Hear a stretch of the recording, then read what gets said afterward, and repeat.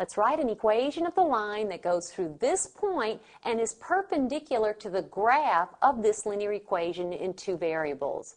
So first of all, to find the slope of the line that we're looking for, we're given perpendicular to this graph. Let's find the slope of the graph of this equation. Many ways of finding the slope. I'll find the slope by solving this equation for y.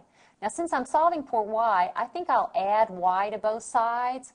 If I take this equation and add y to the left side, I have 3x is equal to, if I add y to the right side, 4 plus y. And now I'll subtract 4 from both sides. I'll have 3x minus 4 is equal to y. Once we've solved for y, don't forget the coefficient of x is the slope.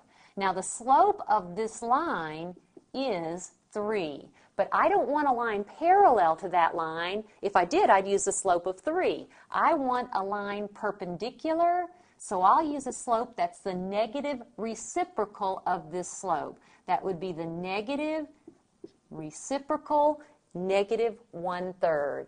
Any line with a slope of negative 1/3 will be perpendicular to the graph of this line. All right, so keep that in mind. There's my slope. I'll use a slope of negative 1/3. I'll use the fact that we're given this point, and now let's write an equation of this line. Since I have slope and a point, I'll use the point slope form. So that's y minus the y value is equal to negative 1/3 times x minus the x value. I'm going to multiply both sides by 3 because I think most of you are in the habit of doing that. So that's 3 times the left side, and then 3 times this. The 3's cancel or divide out, and I'll have negative 1 times x plus 1.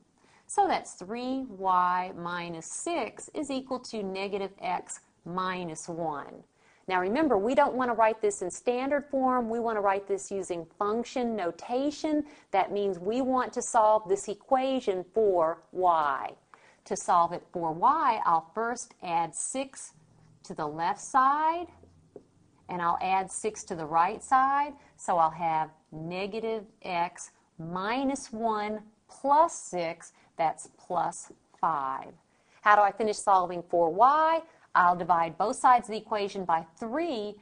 As a matter of fact, let's just go ahead and divide every single term by 3.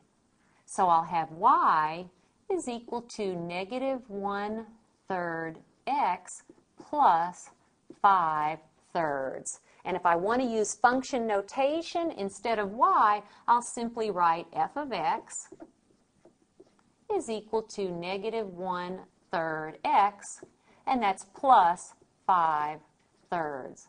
So here it is, function notation. It's the same thing here, but instead of y, I used f of x.